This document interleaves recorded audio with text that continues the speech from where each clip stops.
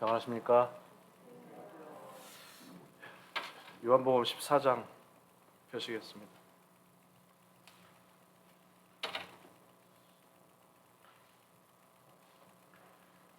요한복음 14장 1절부터 14절까지 제가 빨리 읽도록 하겠습니다. 너희는 마음에 근심하지 말라. 하나님을 믿으니 또 나를 믿으라. 내 아버지 집에 거할 곳이 많도다. 그렇지 않으면 너희에게 일렀으리라. 내가 너희를 위하여 거처를 예비하러 가노니 가서 너희를 위하여 거처를 예비하면 내가 다시 와서 너희를 내게로 영접하여 나 있는 곳에 너희도 있게 하리라. 내가 어디로 가는지 그 길을 너희가 아느니라. 도마가 이르되 주여 주께서 어디로 가시는지 우리가 알지 못하거늘 그 길을 어찌 알겠사옵나이까. 6절 예수께서 이르시되 내가 곧 길이요 진리요 생명이니 나로 말미암지 않고는 아버지께로 올 자가 없느니라. 너희가 나를 알았더라면 내 아버지도 알았으리로다. 이제부터는 너희가 그를 알았고 또 보았느니라. 빌립이 이르되 주여 아버지를 우리에게 보여주옵소서. 그리하면 족하겠나이다. 예수께서 이르시되 빌립아 내가 이렇게 오래 너희와 함께 있으되 네가 나를 알지 못하느냐. 나를 본 자는 아버지를 보았거늘 어찌하여 아버지를 보이라 하느냐. 내가 아버지 안에 거하고 아버지는 내 안에 계신 것을 네가 믿지 아니하느냐. 내가 너에게 이르는 말은 스스로 하는 것이 아니라 아버지께서 내 안에 계셔서 그의 일을 하시는 것이라. 내가 아버지 안에 거하고 아버지께서 내 안에 계심을 믿으라. 그렇지 못하였거든 행하는 그 일로 말미암아 나를 믿으라. 내가 진실로 진실로 너에게 이르노니 나를 믿는 자는 내가 하는 일을 그도 할 것이요 또한 그보다 큰 일도 하리니 이는 내가 아버지께로 감이라. 너희가 내 이름으로 무엇을 구하든지 내가 행하리니 이는 아버지로 하여금 아들로 말미암아 영광을 받으시게 하려 함이라. 내 이름으로 무엇이든지 내게 구하면 내가 행하리라. 주님께서는 제자들을 모시고 내일 아침이면 내일 9시로 알려져 있죠. 내일 아침이면 이제 십자가에 달리셔야 됩니다. 제자들에게 주님께서는 내가 가는 곳을 너희는 오지 못한다. 또 너희 중에서 나를 팔 자가 있다. 이렇게 말씀하시니까 제자들이 지금 근심에 쌓인 겁니다. 낙담하고.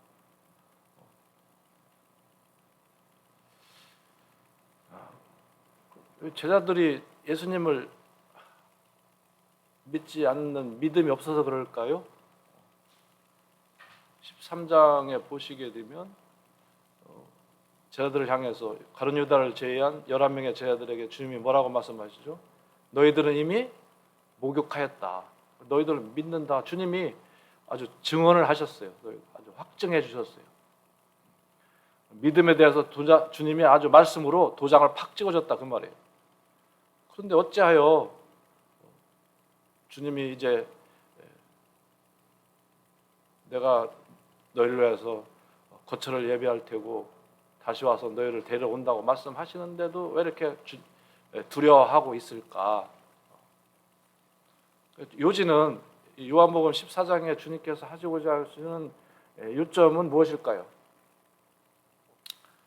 주님이 계시지 않더라도 주님이 계신 것처럼 옆에 있는 것처럼 살아라고 하는 거죠. 3년 반 동안 주님이 제자들과 함께 동행하시면서 주님께서 많은 이적을 행하셨고 또 그들에게 주님이 하나님의 아들이시면서 하나님의 본체이신 것을 여러 가지 표적으로 증명하셨고 또 여러 말로 증언하였고 또 주님이 성품이 어떠하심을 드러냈는데도 불구하고 그들이 주님이 이제 떠나신다고 하니까 두려움에 빠졌지만 그러나 주님이 계시지 않더라도 주님이 계신 것처럼 주님을 인식하고 또 주님이 이 세상에서 하신 일이 있어요. 하신 일이 뭐죠? 나는 아버지의 뜻을 행하러 왔다. 그래서 이 아버지의 뜻이 주님이 계시지 않더라도 이 제자를 통해서 이루어져야 되기 때문에 주님께서는 이 제자들을 격려하고 또 그들의 지금 믿음을 아주 견고하게 확고하게 해주기 위해서 주님이 지금 이런 여러 말씀들을 하고 있는 것입니다. 우리는 이 말씀을 대하면서 요한복음 12장, 13장, 또 14장부터 16장, 17장을 공부하시면서 또 묵상하시면서 성전을 한번 이렇게 모형을 그리시면서 말씀을 보시면 도움이 됩니다. 예수님께서는 성전을 향해서 아버지의 집이라고 했어요. 이스라엘 백성들에게, 특히 지금 이 제자들에게 이 성전은 그들의 삶에 있어서 뗄래야 뗄 수 없는 성전입니다. 이스라엘 백성들에게, 유대인들에게 성전을 빼고는 얘기할 수가 없어요. 그래서 주님 자신이 뭐라 했어요? 아버지의 집이라고 하고 성전을 기도하는 아버지의 집이라고 말씀하시고, 또 주님이 뭐라고 했어요? 성전이 바로 나다 이렇게 말씀하셨죠. 이 교회를 또 하나님의 집이라고 말씀하셨고, 그래서 요한복음 12장에 보시게 되면 무엇이 나와요? 예수님의 죽음에 대해서 나와요.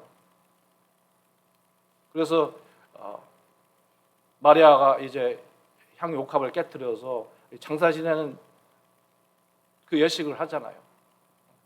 또 그래서 하나님의 멸하이 땅에 떨어져 썩어 죽어야 된다고 주님이 자신이 죽어야 할 것을 말씀하셔요. 이것은 뭐예요? 성전 문 안에 들어가면, 다시 하면 성막 안에 들어가면 제일 먼저 뭐가 나오죠? 놋 제단이 나옵니다. 그래서 거기에 제물이 드려져야, 주님이 십자가 가서 죽으셔야 되는 거예요. 그 다음에 13장에 보면 뭐가 나오죠? 세족식이 나와요. 그래서 더러진 발을 씻는 장면이 나와요. 그래서 이 제물을 드릴 때에 이제 묻었던 오물들을, 또 핏자국을 어떻게 해야 돼요? 물두멍에 가서 씻어야 돼요. 그래서 13장은 이 물두멍의 모형이라 할 수 있습니다. 자, 이제 물두멍에서 손을 씻으면 이제 제사장들이 성소 문을 열고 어디에 들어가죠? 성소에 들어가서 주님과 교제하고 섬기는 장면이 나오잖아요. 그래서 주님께서 앞으로 이 제자들이 어떻게 주님을 섬기고 주님을 따라할 것인지에 대해서 성소에서 어떻게 제사장들이 주님을 섬겼는지 이제 이 제자들에게 이제 14장을 통해서 주님이 말씀하시고 있는 것입니다. 자, 그런데 제자들이 네 가지 질문을 합니다. 13장 36절에 베드로가 이렇게 질문해요. 주님 어디로 가십니까? 근데 주님이요, 어디로 가냐면 나 어디로 간다 이렇게 장소를 말씀해. 베드로 지금 장소를 물어보는데 주님이 이렇게 말씀하세요. 내가 가는 곳에 네가 지금은 따라올 수 없으나 후에는 따라오리라. 뭔가 베드로의 질문하고 예수님의 답변하고는 포커스가 안 맞아요. 또 5절에 보면 도마가 이렇게 물어봅니다. 주님, 주께서 어디로 가시는지 우리가 알지 못하거늘 그 길을 어찌하겠사옵나이까. 약간 좀 핀잔하는 거죠. 아니, 어디로 가는지 답변을 안 해주시니까 어디로 가는지 내가 모르는데 내가 그 길을 어찌 알겠습니까? 이렇게 물어봐요. 그 다음에 빌립이 이렇게 얘기합니다. 8절에 아버지를 보여달라고 합니다. 22절에 보면 유다가 나와요. 이건 가룟 유다가 아니라 그래서 가룟이 아닌 유다 이렇게 되어 있어요. 어짜여 자기를 우리에게는 나타나시고 세상에는 아니하려 하시나이까. 이 네 제자들의 네 가지 질문의 공통점이 무엇일까요? 그들이 주님을 안 믿었나요? 주님을 믿었습니다. 그런데 여전히 도마가 어떤 사람이에요? 자기는 눈으로 보고 만져봐야 한다는 거예요. 요한복음 10장에 나오죠. 우리가 부활하신 주님을 보았다 그러니까 도마가 뭐라고 해요? 나 못 믿어. 상처 자국을 내가 눈으로 확인하고 손으로 넣어봐야 나는 믿지. 나는 못 믿어. 눈으로 보고 만져봐야 믿는 이 도마의 수준이 누구 수준이냐? 이 제자들의 수준이에요. 다시 얘기하면 이 네 가지 질문 속에 이 제자들은 현재 앞에 계신 이분이 누구라는 거예요? 뭐라고 증언했어요? 나는 하나님의 본체다. 나는 태초부터 너희들 있었다. 나는 너희들의 생명이다. 그렇게 말씀하셨죠. 그분을 향해서 지금 제자들이 아버지를 보여달라고 하고 내가 이제 너희들 곁을 떠나야 된다고 하니까 이들이 이제 낙담 가운데 빠져 있는 겁니다. 여전히 이들은 현실적이고 현세적이고 세상적이고 영적으로 아닌 육적인 눈으로만 그들이 주님을 바라보고 판단하는 겁니다. 제자들 예수님을 안 믿었다고요? 믿었는데도 여전히 그들은 그들의 틀 속에 갇혀 있었다고 하는 거예요.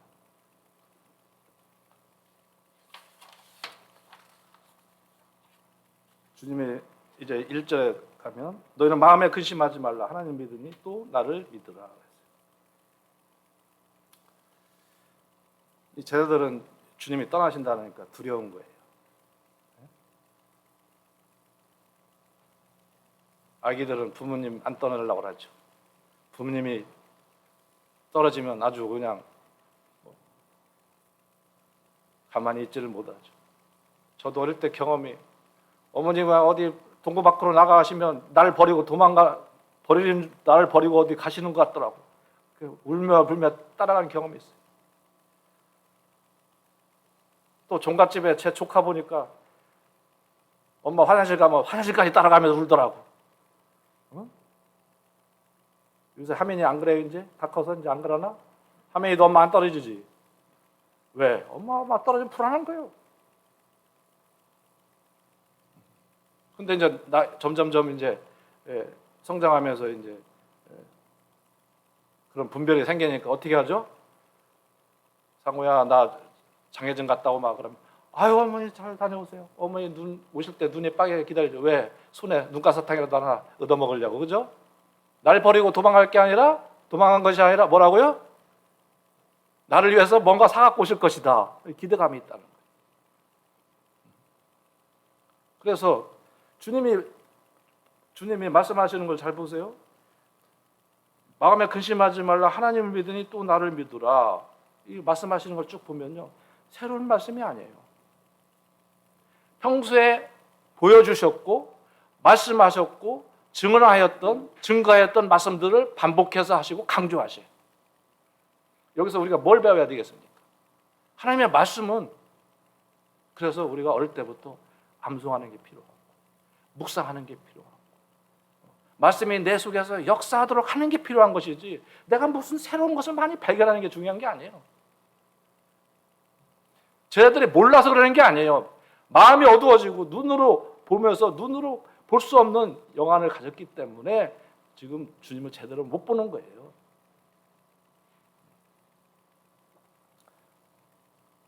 그래서 주님이 마음에 근심하지 말라고 그랬어요. 지금 쟤네들이 근심하는 원인이 무엇일까요?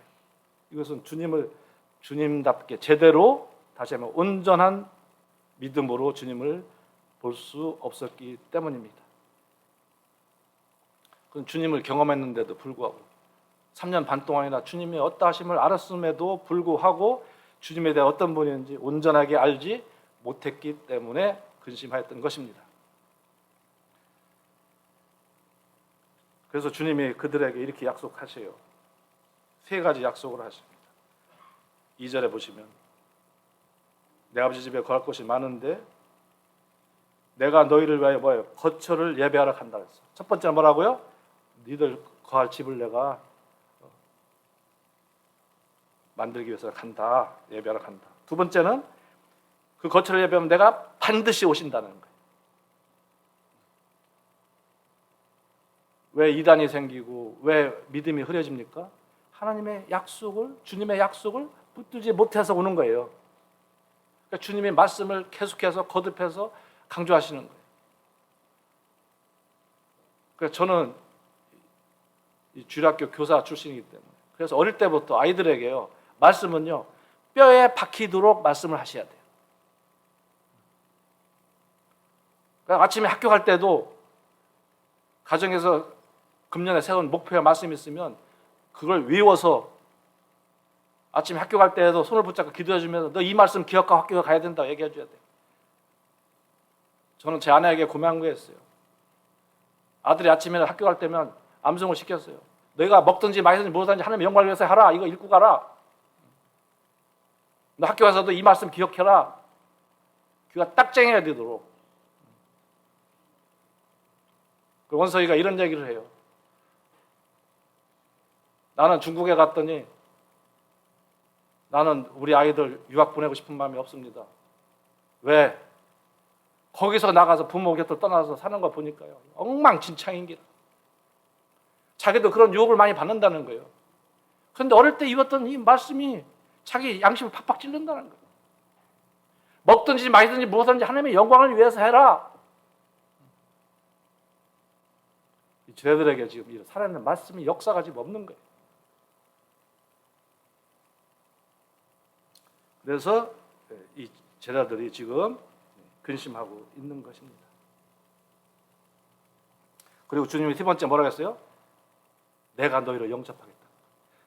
내가 너희를 거칠어서 예배하러 가고 내가 반드시 오고 내가 너희를 데리고 내가 영접하겠다. 영접하는 자 곧 그 이름 믿는 자에게는 하나님의 자녀가 되었는데 이제는 주님이 우리를 영접합니다.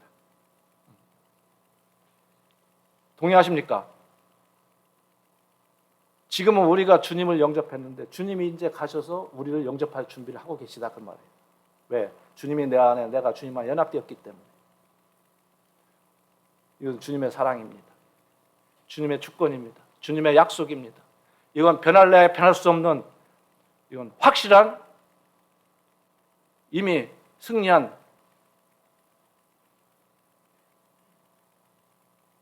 한일 월드컵 4강에 올라간 승리한, 4강에 들어간 그 월드컵 경기를 다시 재방송하는 거예요.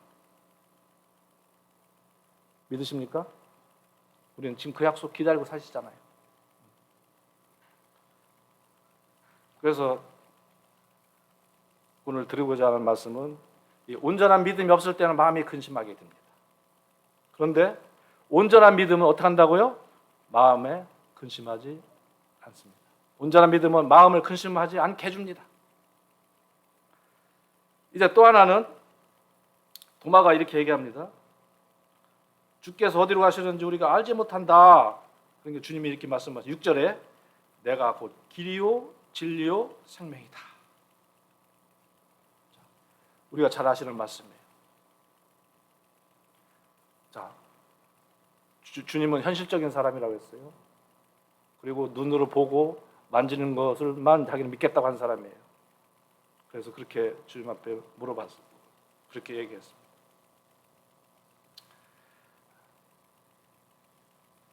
그랬더니 주님이 7절에 이렇게 말씀해요. 너희가 나를 알았더라면 내 아버지도 알았으리로다. 이제부터는 너희가 그를 알았고 또 보았느니라 그랬어요.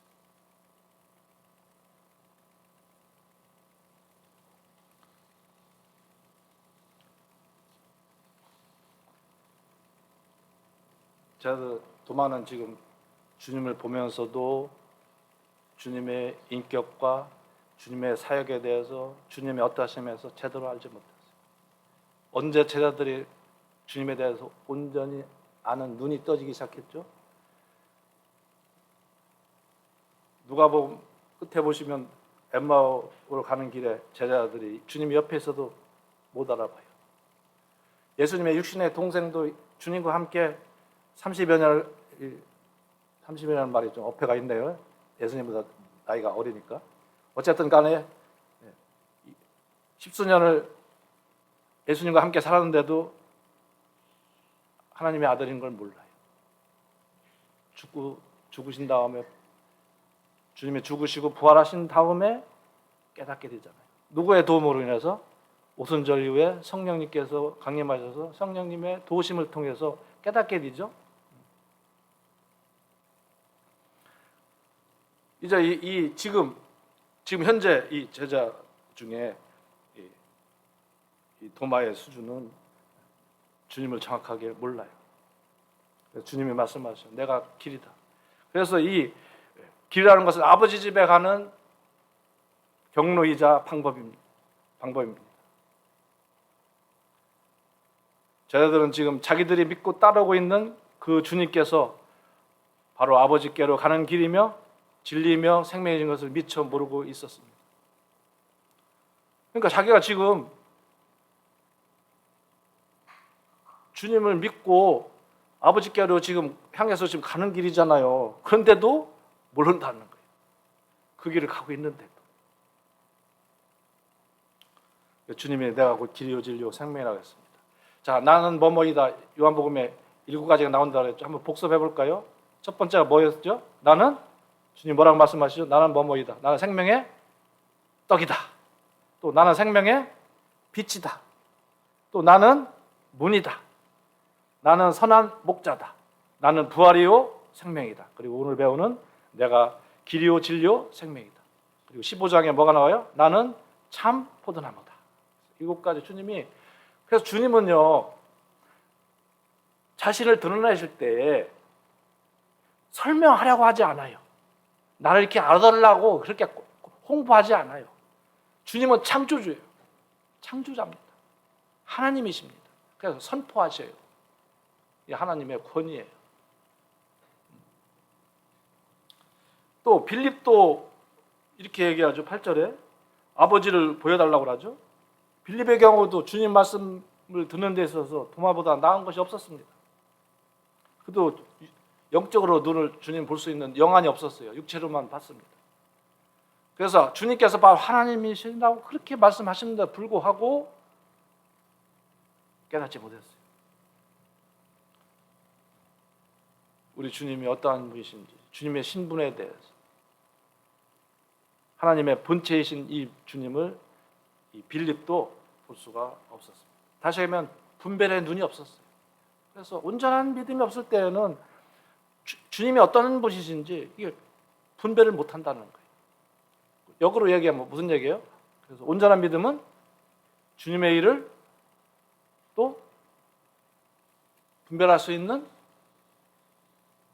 그 눈이 있다고 하는 거예요. 다시 얘기하면 온전한 믿음은 육적인 것이 아니라 영적인 것을 분별하게 해줍니다. 맨 처음에 온전한 믿음은 뭐라고 말씀하셨죠? 네. 근심하지 않습니다. 평강 가운데 삽니다. 또 하나는 뭐라고요? 온전한 믿음은 영적인 것을 분별할 수 있게 해줍니다. 이제 11절부터 보시게 되면 10절부터 볼까요? 내가 아버지 안에 거하고 아버지는 내 안에 계신 것을 네가 믿지 아니하느냐? 내가 너에게 이르는 말은 스스로 하는 것이 아니라 아버지께서 내 안에 계셔서 그 일을 하시는 것이라. 내가 아버지 안에 거하고 아버지께서 내 안에 계심을 믿으라. 그렇지 못하였거든 행하는 그 일로 말미암아 나를 믿으라. 12절 내가 진실로 진실로 너에게 이르노니 나를 믿는 자는 내가 하는 일을 그도 할 것이요 또한 그보다 큰 일도 하리니 이는 내가 아버지께로 감이라. 자, 주님께서 이 제자들을 남겨주시는 목적이 뭡니까? 주님이 하시던 일을 제자들에게 맡기는 거 아니겠습니까? 여기서 하시는 일은 우리가 여러 모양으로 분별할 수 있겠습니다만 가장 중요한 핵심적인 일이 무엇일까요? 이것은 복음의 사역입니다. 그러니까 주님께서 제자들에게 땅까지 이르러 주님의 증인이 되어야 되고 이 생명을 구하는, 내가 이 세상에 온 것이 뭐라고 했어요? 생명을 주려 하고 너희를 풍성하게 하려 함이라고 하셨잖아요. 그러니까 주님이 생명을 주러 오셨기 때문에 너희들도 생명을 주는 일을 해야 되는데 너희 뭐라고 말씀하셔요? 대단히 큰 말씀을 하시는데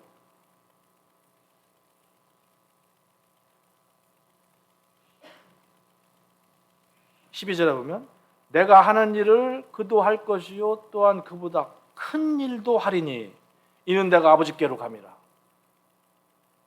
베드로가요 사도행전 2장에 보면 성령 강림 후에 복음을 전했습니다. 성령이 충만 가운데 그때 몇 명이 구원받았다고요? 3,000명. 큰 일도 행할 수 있다. 그래서 주님께서 지금 이 제자들에게 너희들에게 내가 하던 일을 너희들에게 맡겨야 되는데 먼저 주님의 일을 주님이 하시는 일을 주님이 하시는 것처럼 하려면 어떻게 해야 되는지를 그 원리를 지금 가르쳐 주시는 거예요. 자, 주님은 이렇게 하셨다는 거예요. 주님은 아버지의 뜻을 이 땅에서 아버지의 뜻을 행하러 와서 아버지의 뜻을 하나님께서 하신 것처럼 하신 원리가 이렇게 했다는 거예요. 10절에 내가 아버지 안에 거하고 거한다고 그랬어요. 15장에 거한다는 말씀이 아주 핵심적으로 나오기 때문에 15장에서 자세히 배우시고, 이 거한다는 게 뭐냐? 말 그대로 거하는 게 집에 같이 사는 거예요. 집이라는 개념이에요. 처소라는 개념이에요. 그래서 아버지 이렇게 말씀해죠. 아버지 안에, 내가 아버지 안에 거하고 아버지는 내 안에 계신 것이다. 그래서 거한다고 하는 것은 더 자세히 들어가면 이 친밀한 교제를 얘기합니다. 집에 들어가서 잠만 자냐고요. 집에 가면 어떻게 해요?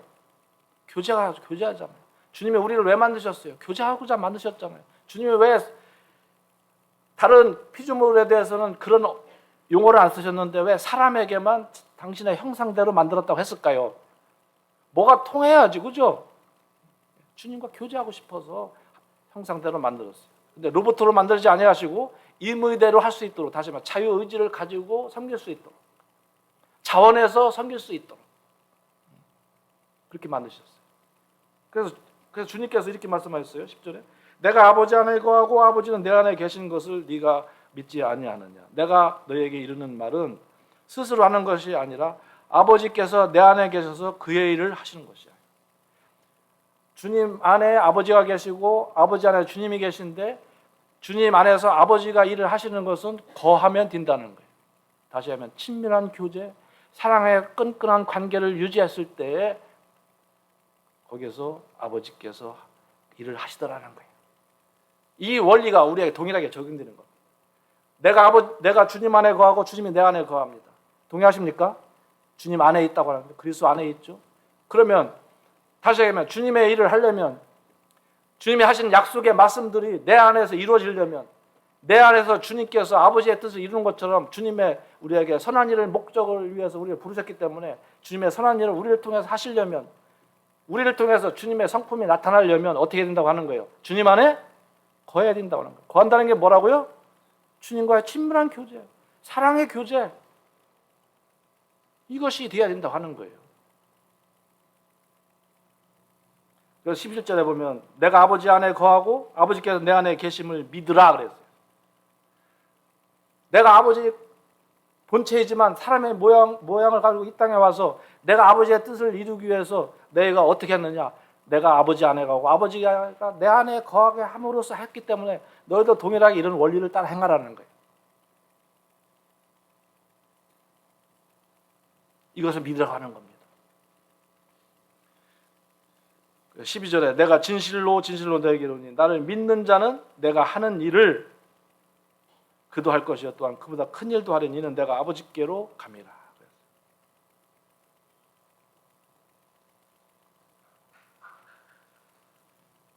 그래서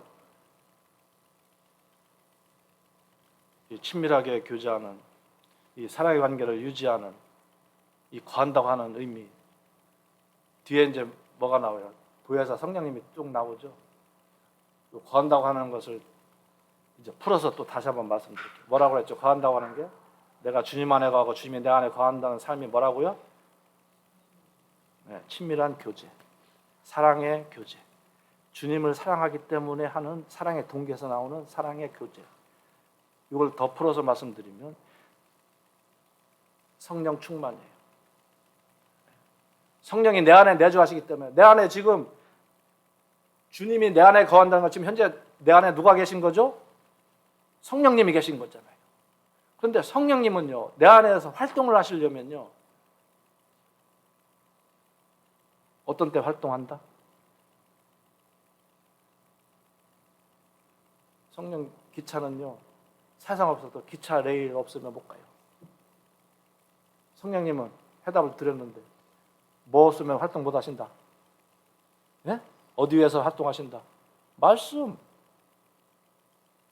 말씀이라는 레일 위에서 성령은 활동하시는 거예요. 역사하시는 거예요. 그래서 성령 충만이라면 말씀 충만이에요. 그래서 내가 주님 안에 거한다는 건 결국 뭐냐? 말씀에 순종하는 겁니다. 그러니까 순종이 되던가요? 우리 성도님들 몰라서 순종 안 합니까? 예? 지금 제 아들이 주님을 지금 몰라서 안 믿어서 지금 이게 주님을 이해 못하는 겁니까? 그래서 오늘 핵심은 온전한 믿음은 주님이 계시지 않아도, 우리가 눈으로 볼 수 없어도 주님이 옆에 있는 것처럼, 나와 함께 동행하시는 것처럼 인식하고 인지하고 그 사랑을 느끼고, 또 내가 주님의 얼굴을 한 번도 못 봤지만 지금 내가 얼굴을 보는 것처럼 그분을 사랑하고, 시편의 기자가 그렇게 얘기했죠. 맛보알지어다. 주님 사랑을 내가 경험하고 맛보고 그 사랑에 감격하고. 가능해요? 안 가능해요? 가능합니까? 안 가능합니까? 여기 제자들처럼 주님이 가신다고 그러니까 아유 주님 안 돼요, 내가 목숨 걸고 지키겠습니다, 이렇게 해야 되겠습니까? 주님 뜻을 다 알잖아요. 우리는 이미 주님이 나를 위해서 거처를 예비해서 가시는 것이고, 나를 데려 다시 오실 그 주님이 지금 나를 가셔야 내가 복이에요, 아니에요? 주님이 가시지 않는다면 나하고 지금 주님 뜻을 이룰 수가 없잖아요. 그래서 우리 두려워할 필요가 없는 거죠. 그 주님을 신뢰하기 때문에. 또 이제 우리가 어떤 일을 행할 때 주님의 말씀에 대해서, 이것이 옳고 그른 것에 대해서, 주님의 어떠하심에 대해서 옳게 분별하려면 어떻게 해요? 우리 믿음이 온전해야 된다고 하는 거예요. 또 하나, 이제 주님이 이 땅에서 하신 것처럼 우리에게 맡기신 일들을 감당하려면 어떻게 해야 돼요? 내가 온전한 믿음을 가졌을 때 주님의 일을 할 수 있다고 하는 겁니다. 그래서 온전한 믿음은 주님의 일을 할 수 있게 해줍니다. 이제 결론을 말씀드리겠습니다. 주님 일을 하는 데 있어서는 주님이 이 말씀을 하셨어요. 이런 믿음이 필요하고, 또 하나 뭐라고 말씀하셨냐면 13절에 너희가 내 이름으로 무엇을 구하든지, 주님께서요, 이름, 이 이름에는 뭐가 들어가죠? 인격이 들어가고 권위가 들어가는 겁니다. 그래서 무엇든지 주님의 이름으로 하래요. 주님이 일반 기도의 특권을 주셨다고 하는 거예요. 이건 뭐예요? 하늘의 보좌를 움직일 수 있는 특권을, 그 힘을 우리에게 주셨다고 하는 겁니다. 놀라운 겁니다. 주님이 우리를, 이 제자들, 두려워하는 제자들을 향해서 이제 처소를 예배해서 처소가 예배되면 너희를 내가 다시 데려오겠다고 하고 위로하시고, 또 하나는 기도의 특권을 주셨다는 거예요. 그래? 너희들 필요한 거 있으면 나한테 얘기해. 내가 들어줄게. 그 특권을 우리에게 주셨다고 하는 거예요. 놀랍잖아요. 눈에 보이지 않지만 내가 주님 앞에 요청하는 것, 주님이 그것을 들어주시겠다고 하는 거예요. 얼마나 놀라운 축복입니까? 그래서 제자들에게 너희 두려워하지 말라고 그런 거예요. 제자들은 예수님을 믿은 신분으로 주님과 3년 반 동안이나 동행하며 많은 표적을 보고 들은 체험을 하고 많은 말씀을 들었음에도 왜 그들은 주님이 가시겠다고 하는 십자가의 고난을 깨닫지 못했을까요? 그들은 영적 눈이 가려져 있었기 때문입니다. 그래서요, 믿어야 할 것을 믿기보다 믿고 싶은 것만을 믿어서 그래요. 우리도요, 이 편식하는 거, 이거 편식 없어야 건강합니다. 영적으로도요, 편식 없어야 건강합니다. 하나님 말씀을 대할 때요, 하나님 모든 말씀이 나에게 적용해야 돼요. 부담이 되는 건 피하고 싶어요. 이것은요, 아무개 형제한테 해당되는 말씀, 이것은 아무개 자매님한테 해당되는 말씀.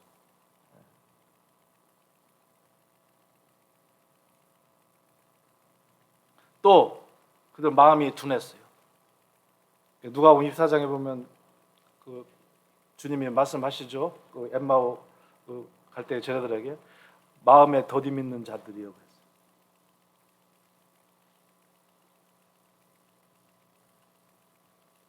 그런데 이제 제자들이 주님이 부활하신 다음에 성령이 임하셨을 때 성령의 도우심으로 그들이 전에 주님 앞에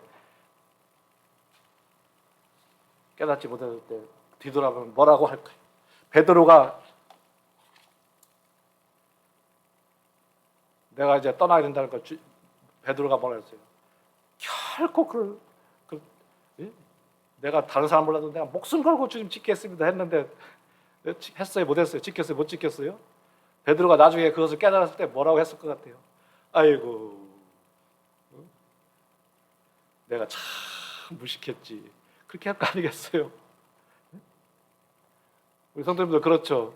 과거에 내가 믿음이 주님 앞에 연약해가지고 쓸데없는 얘기한 거, 쓸데없는 판단한 거, 주님 앞에 내 이 입술 때문에 망친 거, 그렇죠? 돌아보면. 그래서요, 이 믿음의 온전한 믿음을 가지려면 네 단계가 있다고 하는 거예요. 구원받은 사람이 해당되는 거죠. 구원을 받아야 되고. 두 번째는 마태복음 11장에 보시면 나의 멍에를 배우고 나를 배우라고 했죠. 주님 멍에를 배우고 겸손하게 주님 배워야 돼요. 주님 멍에를 매지 않고는요, 주님 배울 수가 없습니다. 이제 마태복음 4장에 보면 나를 따라오라, 너를 사람은 어부가 되라고 했어요. 주님 따라가야 배울 수 있어요. 그러니까 구약의 인물들 보면 주님과 동행한 사람들이 주님 앞에 위대한 쓰임을 받았어요. 이제 마지막 단계는 뭐예요? 거하는 거예요. 내 안에 거하라. 15장에 거하는 것을 묵상하시면요, 큰 축복이 있습니다. 단계가 어떻게 된다면 믿음의 단계가요, 구원을 받아야 되고 주님의 멍에를 보고 배워야 되고 주님을 따라가야 되고 주님 안에 거하는 것, 주님과의 친밀한 교제, 주님과의 사랑의 교제, 말씀에 대한 순종. 그래서 이 말씀이 내 안에 충만해서 이 말씀대로 살지 않으면 안 되게 하는 내 마음에 이런 갈증, 상하고 통해하는 심령이 내 안에 복합적으로 작용해야 이것이 이 말씀 앞에 내가 굴복하는 겁니다. 이때 온전한 믿음으로 주님이 계시지 않더라도 어느 상황이든지 내가 의심이 들어오고 또 여러 환경이 어려운 고난이 닥친다 하더라도 내가 거기에 두려워하지 않는 거예요. 근심하지 않는 거예요. 그리고 어떠한 일이라도 내가 바르게 영적인 것을 바르게 분별하는 거예요. 우리가 영적인 것을 분별하지 못한다면 우리가 세상 사람하고 다른 게 무엇이 있겠어요? 또 우리는 주님이 왜 불렀어요? 주님의 선한 일을 하라고 우리를 맡기신 거잖아요. 그 일을 하려면 어떻게 돼서 내 믿음이 온전하지 않으면 할 수가 없다고 하는 겁니다. 오늘 결론을 말씀드리면 온전한 믿음은 마음을 근심하지 않게 해줍니다. 또 하나는 온전한 믿음은 영적인 것을 분별할 수 있게 해줍니다. 또 하나는 온전한 믿음은 주님의 일을 할 수 있게 해줍니다. 그래서 한 문장으로 말씀을 드린다면 온전한 믿음은 주님의 영광을 위하여 살게 해줍니다. 말씀 나오죠? 영광, 주님의 영광을 위해서. 이 말씀을 잘 요약한 말씀이 나중에 공부해 보세요. 이 말씀이 히브리서 10장에 나와 있습니다. 히브리서 10장. 이 말씀만 찾아보고 마치겠습니다. 요한복음 히브리서 10장.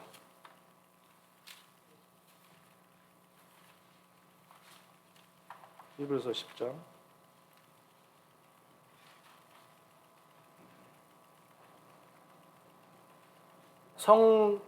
성막을 생각하시면서 성막 이 문을 열고 들어가면 앞에 물두멍이 있고 놋재단이 있고 번제단이 있고 물두멍이 있고 성소의 문을 열고 들어가고 1년에 한 차례씩 대제사장이 짐승의 피를 가지고 하나님이 임재하시는 지성소에 들어갑니다. 이런 그림을 한번 놓고서 이 말씀을 오늘 들은 말씀과 함께 연상하시면서 보시면 도움이 되겠습니다. 읽고 마치겠습니다. 19절부터 25절 시작. 그러므로 형제들아 우리가 예수의 피를 힘입어 성소에 들어갈 담력을 얻었나니 그 길은 우리를 위하여 휘장 가운데로 열어놓으신 새로운 살 길이요 휘장은 곧 그의 육체니라.